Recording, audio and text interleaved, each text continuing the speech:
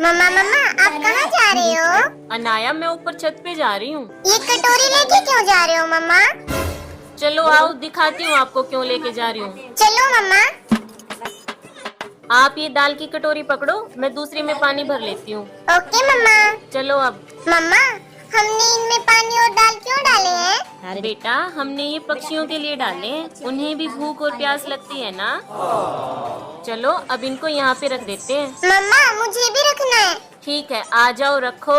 ये मम्मा कब आएंगे पक्षी ये खाने के लिए? देखो अनाया, वो आ गए। ये वाह मम्मा